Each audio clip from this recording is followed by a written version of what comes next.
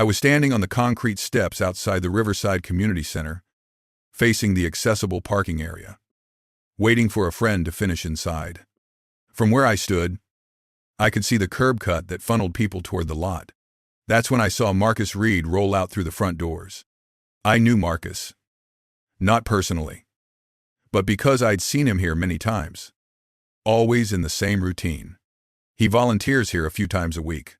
He helped with the adaptive sports flyers. He stayed late with people who were newly injured and still learning how to use a chair. He moved fast. Practiced. Like someone who'd done this for years. He was halfway across the sidewalk when a patrol car parked across the street caught my attention. The engine cut. A door opened. A uniform stepped out. Later, I learned his name was Officer Brian Collins. At the time, what I noticed was smaller than a name. His radio was on. His hand rested near his belt. From where I stood, I couldn't see a body camera recording light. Collins crossed the street and called out. Marcus stopped his chair and turned. The exchange started normally enough. Where are you coming from? What's in the bag hanging behind the chair? Marcus answered without attitude. He said the community center. He said volunteer work. He said the bag held personal items and paperwork. Then Collins said he needed to search it. Marcus didn't raise his voice. He asked a procedural question. Did you have a reason? Was there a probable cause? That's when it stopped being a conversation and became a hold. Collins said he was investigating a theft nearby. The description was vague. Young male. Medium build. Dark clothing. Nothing about a wheelchair. Nothing about mobility. Still, Collins said Marcus matched. Marcus pointed out the obvious gap. He said he'd been inside the building for hours. He said multiple people could confirm that. Collins didn't respond to that. Instead, he said, "Step out of the chair." There was a pause that felt longer than it probably was. Marcus looked up at him, like he was making sure he'd heard correctly. "I'm sorry," Marcus said. "I need you to step out of the chair and walk over here." Collins repeated, "I need to verify you're actually disabled." Marcus explained.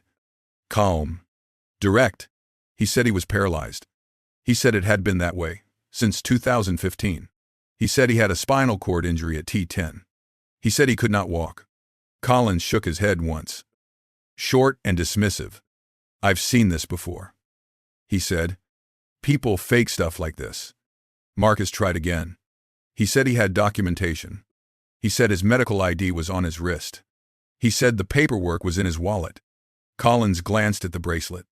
I could see it clearly from the steps. Then Collins gave a quick, humorless smile. "Those are easy to buy online," he said. People stopped walking. Phones came up. No one answered him back. Marcus said he physically could not comply with that order. He said standing was impossible. He said if Collins pulled him out, he would fall. He offered proof. The officer demanded performance. "Stand up and walk." Collins said again. Marcus reached toward his wallet. "Don't reach," Collins said immediately. His hand moved closer to his weapon. Marcus froze. Hands visible. Shoulders tight. He said he was only trying to show identification. He said it would explain everything. Collins stepped closer. At that distance, I could see something else. Before he put his hands on Marcus, Collins nudged one of the wheelchair's wheels with the toe of his boot. Not hard. Not violent. Just enough to test it. Like checking whether a chair is sturdy before you sit down. Then he grabbed Marcus under the arms and pulled. The result was instant and exactly what Marcus had said would happen. His body came out of the chair. But his legs didn't follow. They didn't brace. They didn't react. His weight dropped straight down. He hit the pavement hard. Face and wrist first. The wheelchair tipped and clattered onto its side. There was a sharp sound when his wrist struck the ground. Not loud. Just final. For a second, no one moved. Marcus lay there, trying to push himself up with one arm, the other useless against the concrete. His legs were splayed at angles no standing person ever chooses. Collins looked down at him. I watched his expression change. Just slightly. "Oh," he said, "he actually can't walk." That was when I ran down the steps and said it out loud. Because someone needed to. He's paralyzed. I said. He volunteers here. You can't do this. Collins turned away from me and reached for his radio. Dispatch. He said. I need medical assistance. Subject has fallen and is injured. The first record came after the pull. By then, the hold had already done its work. No one touched Marcus for a few seconds after he hit the ground. For several seconds. Nothing was said on the radio. Marcus was still face down when he tried to push himself up. His left hand slid on the concrete.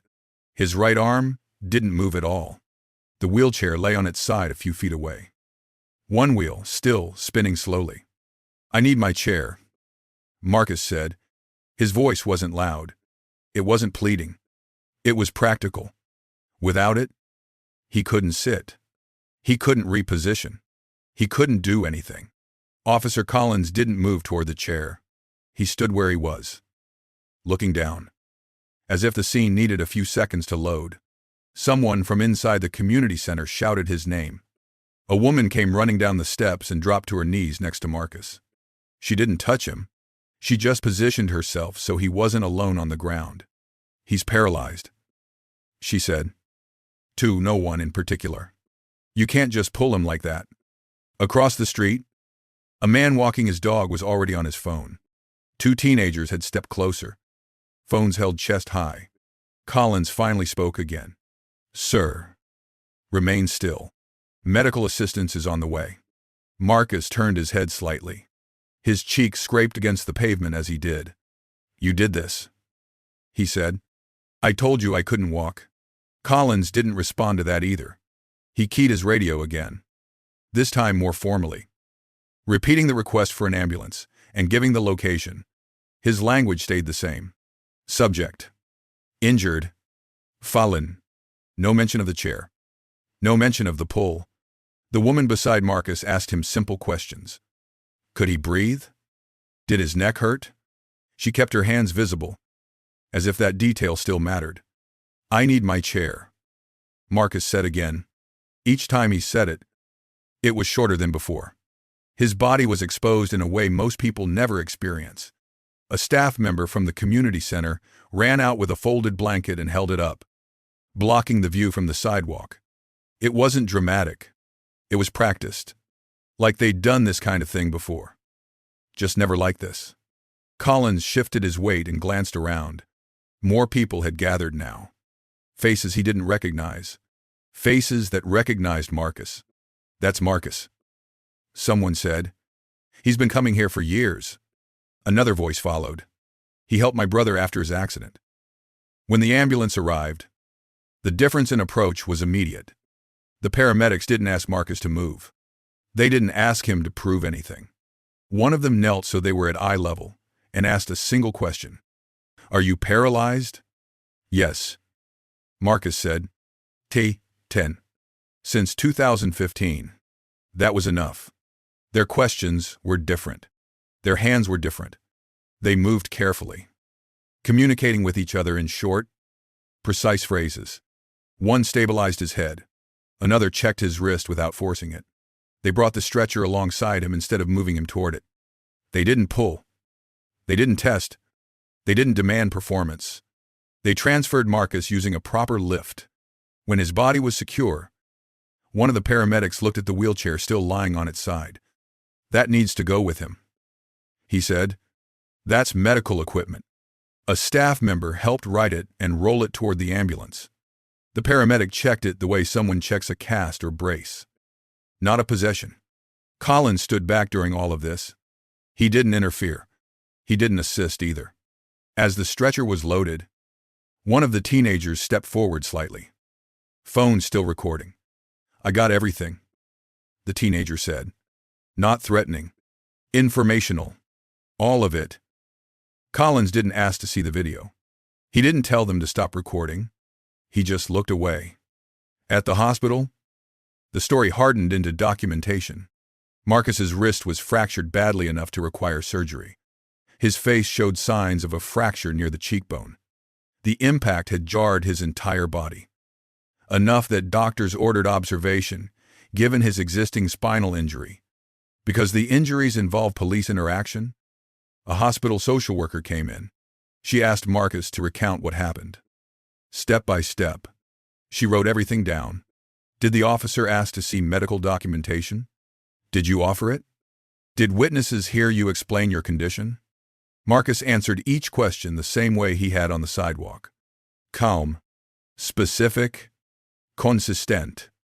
Outside the hospital room, his wife arrived and spoke with the staff. Inside, the record grew thicker. Meanwhile, the videos left the sidewalk. Within a day, the footage had spread far beyond the people who knew Marcus. Multiple angles showed the same sequence. The demand, the explanation, the pull, the fall. The radio line came after the impact. The report began after the fall. By the time Internal Affairs opened a formal investigation, there was no single account to challenge. There were too many. Camera footage from the community center, phone videos, medical records, witness statements. The decision was already finished on the sidewalk. The paperwork followed. The file opened after Marcus lost his chair. And it stayed open.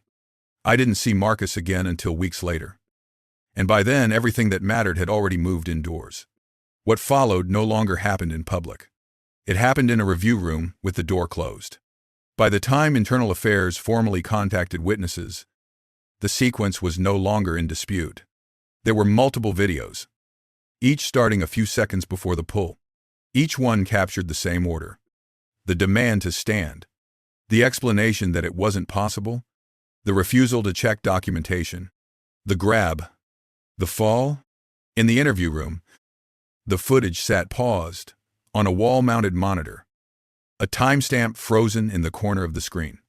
There was also the security footage from the community center, showing Marcus inside for hours before the encounter, entering and exiting through the same doors he always used. And there were medical records that didn't rely on memory or interpretation. Spinal cord injury. 10. Complete. Long documented. When Collins was interviewed, he didn't deny the interaction. He described it. He said he was investigating a theft.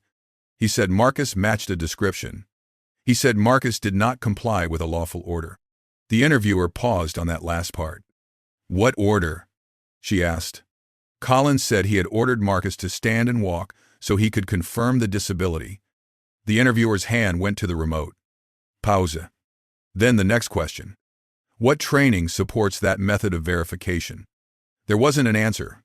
Collins said he believed Marcus might be faking. He said he'd heard of people doing that. He said he made a judgment call. The file in front of the interviewer already contained everything that followed from that call. X-rays, surgery notes, photos of the wheelchair on its side, statements from people who had known Marcus for years and from people who had never seen him before that day. The record showed that Marcus had offered documentation. It showed that he had tried to explain. It showed that the radio call came after the injury. Every account had to line up with the timestamps. None of them changed the order. While the investigation moved forward, the videos kept circulating. Disability advocates shared them. Medical professionals commented on what they were seeing. Not emotionally, but clinically. The mechanics of the fall. The risk is involved. The predictability of the outcome. Marcus spent months recovering from the wrist surgery. The plates and screws limited what little upper body independence he relied on. He needed more help than before. Temporary help that still counted as a loss. He told me later that the hardest part wasn't the pain. It was the moment on the ground, without the chair.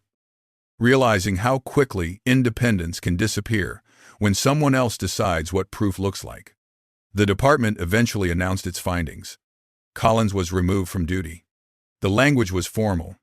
The statements were careful. No one used dramatic words. A civil lawsuit followed, built on the same timeline the videos had already established. The city settled. $4.1 million. The number made headlines. But it didn't undo the months Marcus spent adapting again. It didn't erase the surgery, or the footage, or the fact that strangers now recognized him from a video he never wanted to exist. What it did do was force the process to complete. The file stayed open. The timeline stayed attached. Nothing was erased. Nothing was instantly fixed. But the discretion that day no longer stood by itself, unrecorded and unchallenged. When I see Marcus now, he's back at the community center, slower with one hand than before, but still there, still helping, still rolling the same route toward the accessible parking spaces. The difference is invisible unless you know where to look. It's in the files, in the timestamps, the fact that what happened to him can't be explained away as a misunderstanding anymore. It has a sequence, and it has a record. When power is forced into the record, it stops being entirely discretionary. Power abuse stories. If you've seen authority act first and documentation follow later, you already know why these sequences matter.